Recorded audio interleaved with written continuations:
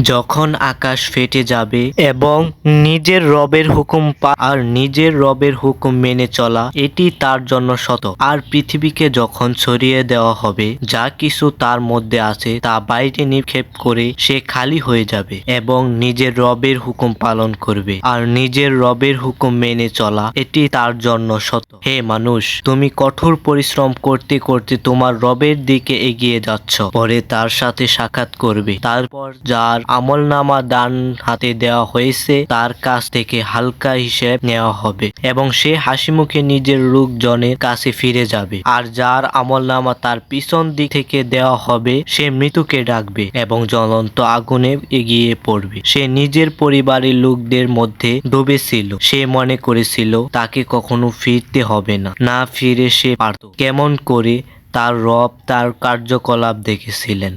সূরা আল ইনশিকাক মাক্কি। সূরা আল মুতাফফিফিন মাক্কি। ধ্বংস তাদের জন্য যারা মাপে কম দেয়।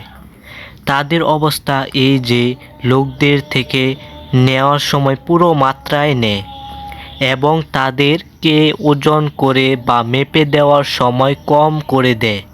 এরা কি চিন্তা করে না একটি মহাদিবসে এদেরকে উঠিয়ে আনা হবে। সেদিন সমস্ত মানুষ রব্বুল আলামিনের সামনে দাঁড়াবে।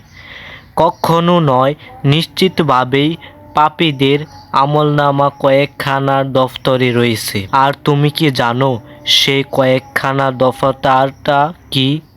একটি লিখিত কিতাব। সেদিন মিথ্যা অপরাপকারীদের জন্য ধ্বংস সুনিশ্চিত। যারা কর্মফল দেবার দিনটিকে মিথ্যা বলেছে আর সীমালঙ্ঘনকারী পাপী ছাড়া কেউ থেকে মিথ্যা বলে না।